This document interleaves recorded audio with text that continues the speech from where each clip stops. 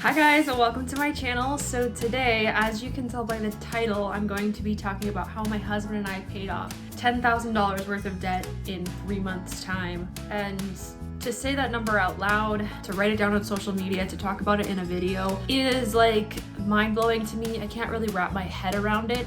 It feels like it's not even real, like we didn't even do that. But I'm tired and we've been working a lot, so I know that we did do that. But it's just really weird to talk about. And for those of you that know me, know that my husband and I have started on the journey to becoming debt-free. And I just wanted to commemorate this milestone and tell you how we did it in case it could be inspiring to you to maybe start your own debt-free journey. So before we get started, give this video a like if you like these types of debt-free journey types of videos, and I'll keep making them as we go along the way. And then comment down below some of the things that you'd like me to talk about, and I'll definitely try to address those. And then don't forget to subscribe. So hit that subscribe button so that you're notified every single time I upload a video. Hit the bell icon right next to it, or they won't notify you. Tap the bell icon and then tap the word all right above that bell icon.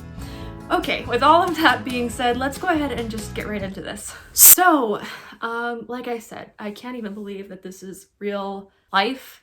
It just seems like yesterday I was looking at a credit card balance of over $1,000 in my early 20s and thinking, how am I ever going to pay this off? And now we pay off thousands of dollars of debt in one single month. It doesn't even seem real to me. It's just mind-blowing, and I'm really proud of us, and I just can't quite wrap my head around it. The first thing that was really important for us was to make sure that we were on the same page and that we had a plan, and we've been sticking to the plan. So there's a lot of different financial people out there on YouTube, in the news, on social media, wherever, but you have to have a step-by-step plan, in my opinion, if this is something that you want to do, and you have to stick to it. No matter who you are following, you need to have that step-by-step plan so that you stay on track. That's the biggest thing for us, is we've been following the Dave Ramsey baby steps. And I know Dave Ramsey is not everybody's cup of tea, but we like and believe into the baby steps, so that's what we're doing. And the biggest thing for us is making sure that we're on the same page. I don't think this would work without the teamwork that we have had, because it is a lot of communication back and forth. And the first thing we did when we got married, September 1st, we came back home and we started on Financial Peace University. We did the 9-week in-person class to help us make sure that we're exactly on the same page with every single step of our money journey. So Financial Peace University really helped get us out of the house and socializing and talking with other people who were going through the same thing. There was like 3 other couples going through it, and it was a really great course for us to make sure that we know exactly what we're doing on our money journey together, because we are married, we are one, our finances are one. His debt is my debt is his debt, his money is mine, and mine is his, and that's just the way we see things. So we have to be a complete team for us, for this to work for us. So that was the biggest thing, was making sure we were on the same page and on the plan, and we're sticking to the plan. And along those same lines, we had previously completed baby step 1 before this $10,000 of debt. So we probably did it earlier this year, and then we paid off some of my credit cards earlier this year, which are not included in that $10,000. So we have probably paid off like $20,000 this year. I really need to go back and do the math, but the $10,000 in 3 months was the most that we had ever done. So that's kind of why I'm talking just about that today. But, you know, we had completed baby step 1, which is save $1,000 in your emergency fund in case anything happens, so you don't have to charge an emergency on a credit card. Some people aren't comfortable with the $1,000 emergency fund, but we are, because we are making so much extra money week by week that if something were to happen, we would just stop paying with that extra money to debt, and we would take it and put it on the emergency as it comes. But right now, any extra money is going to debt, because the faster we can get out of debt, then we can start saving and doing all of the other financial things. We had kind of started that journey, and we weren't super gazelle intense, as Dave would say, until we got back from our wedding, because we were saving for our wedding, and you know, we were paying all the minimum payments, and then whatever leftover we had, we were throwing onto debt, of course, which you're supposed to do. We weren't like working a ton extra. We were just making sure that we had enough money for our wedding, and then we came home and got to work. So we paid off this $10,000 from September 1st to probably mid-November, because I want to say by the end of November we had paid off more than $10,000. It was around like the 11,500 mark, because to date it is December 14th. We're halfway through December already. Freaking crazy. This time is going so fast. We just reached the $13,000 mark today. So we've paid off $13,000 in 3.5 months. Yeah. So it's crazy. I don't know where this money is coming from, which I do know where it's coming from, but it feels like I don't know, which we'll get into that in a little bit here. But so that's kind of our timeline. So basically it starts with a bare bones budget. And this is probably something that a lot of people don't want to hear, because our lifestyles can be pretty inflated here in 2019, and it's hard to cut down on the things that bring you joy, like going out to eat and shopping. And I know for me, those are two of my favorite things to do, and I find myself missing them quite a bit. We don't really go out anywhere anymore, and it's just, I'm a little bit uncomfortable talking about it because people are going to think about that and be like, I can't do that. There's no way. That's so boring. How can you even live? You've got to live a little. What I want to say to that is, this is just a little blip in our lives, a tiny little blip. I don't want to hold on to student loans until I'm 40 years old. I don't want to be making minimum payments on a car for the rest of my life. Absolutely not.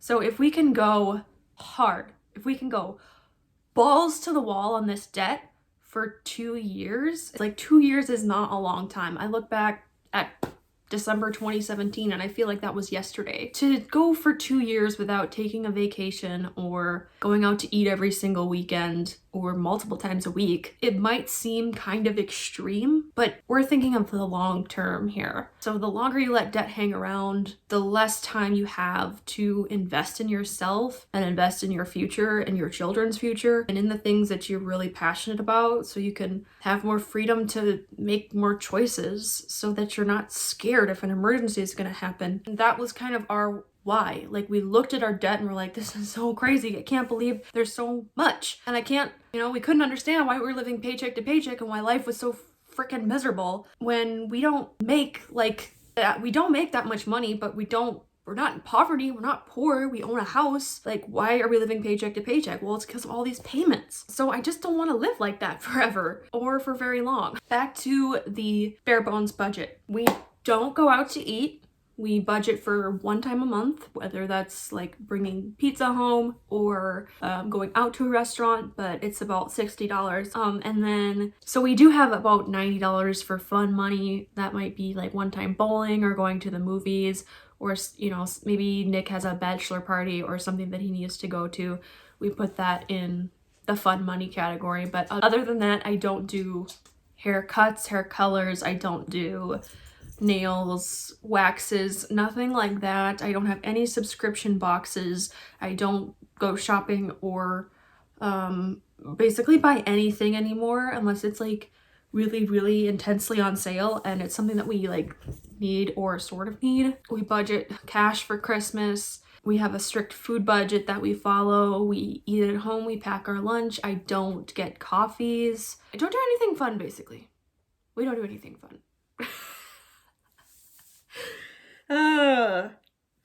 But I mean, like I said, this is temporary. This is very temporary. We just ingrained that into our head that this is a temporary thing. It's a journey that we're taking, and the payoff is going to be amazing and totally worth it. Basically, it's a bare bones budget and every dollar is accounted for. We use the Every Dollar app, which I will link below for you.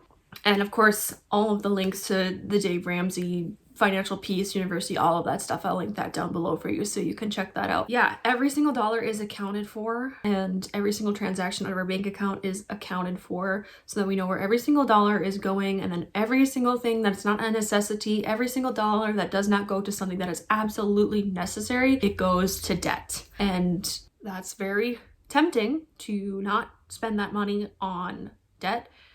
We probably could have gone to Europe twice now with the amount of money that we've spent on debt. But that's the sacrifice we're making, is our retired lives. I mean, not even just our retired lives. Our entire life after this is going to be changed. Our retired lives are going to be so phenomenal. We're gonna be able to do whatever we want because we will have saved enough money for retirement because we don't have minimum debt payments anymore. And that's what we're after. We're after financial stability in the meantime. We're after a good life for our children, being able to give them the things they want and do the things we want with them. And of course, change our family tree and teach them these ways and teach them how to save and spend and give, because giving is something that I am so excited about in the future, to be able to just give to people, to change their Christmas, to change their week, to change their day, their life, their year, whatever. I can't wait to be able to give someday, because giving feels so good, and I have been on the receiving end of giving, and I know how much it has changed my life, so I can't wait to do that someday. The next thing that is really important to talk about is we increased our income. We make less than $80,000 a year combined from our full-time jobs. We don't make very much money. We're very blue collar. We had to make more money if we were going to pay a lot of money onto debt. Nick is fortunate enough that he's able to work overtime for us, and he works 2 hours of overtime every day and then also works Saturdays a lot of the time, so he's making, you know, time and a half for the overtime, and that helps us out a lot. It's about $300 to $400 extra a week that goes on to our debt payments. And then I started delivering groceries for Shipt, so I'll of course link that down below as well if you're interested in taking a look at it. But I basically go shop for the groceries, pay for them with my Shipt debit card, and slide them into my car and deliver them to someone's house. So I have been working really hard at that, and I try to make an extra $200 a week doing that. We both donate plasma, which is not something that everybody can do or is comfortable doing. I don't really like it that much. I don't like getting a needle in my arm. Just yesterday, I had a really bad needle stick and couldn't complete the donation because I had a collapsed vein, and it kind of gave me anxiety and set me over the edge a little bit. So I really do struggle with the donating plasma, but it can make both of us around, I don't want to say, like $300 a month. That's an extra $600 a month. If you can stand needles and you don't mind it, it takes about an hour, hour and a half of your time, and it's really simple. You just lay there and they give you your red blood cells back and put a band-aid on you and send you on your way. But yeah, the biggest thing that has been for us has been Nick's overtime, me working Shipt, and then us donating plasma. Those are our three big things that have actually made a dent in the debt. We're Team Tiny Shovel, so we have to get a bigger shovel, and that means more income, that means more hours, that means more work. And you've got to really have a why. Like for us, our motivation is so strong to create a better future for us, to be able to have children one day, to be able to save money for an emergency, to save money for retirement. We just want to be free. We don't want these chains of debt on us anymore. And I don't think without that strong driving why, I don't think that anyone can do this if they don't have clear-cut motivation. And I don't think anyone can do this until they've had that I've had it moment, that I am not living like this anymore moment. I really don't think that anyone can set their minds to this and do it until they've had that moment. And for us, it was me looking at all our debt, all of our income going out the window every single month to payments, and realizing that daycare costs $1,000 to $1,500 a month, and we will not be able to have a child if we don't get rid of these payments. I don't know where we would get the money. I don't. There's too much month left at the end of the money. And that was my I've had it moment. I'm almost 30 years old. I don't really want kids right now, but I want the choice to be able to have them someday. That was my I've had it moment. And then that continues to be my driving motivation. A couple other things that have helped us along, but are not the bulk of the payments, is we did get some wedding money. I want to say between the leftover money that we saved from our wedding and gift money, I think we had $800 or less of that came from wedding money. And then we also refinanced our house. So this is kind of the tail end. This just happened now. So the $10,000 was not included in what I'm about to talk about. We refinanced our house because the rates are super low right now, and this is not something that Dave Ramsey would recommend. Sorry, Dave. But we just refinanced it back into a 30-year mortgage and our payment dropped by $300. Yeah, those are two other things that are kind of like extras. So that kind of helped us get to the $13,000 mark because we don't have a mortgage payment December or January. So that mortgage payment is going on to consumer debt, which some of that has higher interest than our mortgage anyway. So that's what we're doing with that. So that kind of helped us a little bit, and it's not something that I recommend. I don't recommend anybody buy a house until they are debt free and have an emergency fund of 3 to 6 months worth of expenses and at least a 10% down payment. I really wish we would have done it that way, but we didn't know any better and we didn't. So we're just making it work with what we've got now. So at least we know our payment is not going to increase like a rent payment would increase. So we're happy about that. Anyway, I just want to thank you so much for watching. If you have any questions, let me know. I am really kind of frightened to post this because I have not done a talking in front of a camera YouTube video yet, and I know that you won't get any better until you try. So that's it. That's all for me today, and thank you so much for watching, and I will see you in the next one. Bye! No matter who you are following, Darby, get down, get down, get down. Okay, go lay down. Lay down, Pookie. And lay down. So, Darby, shut up.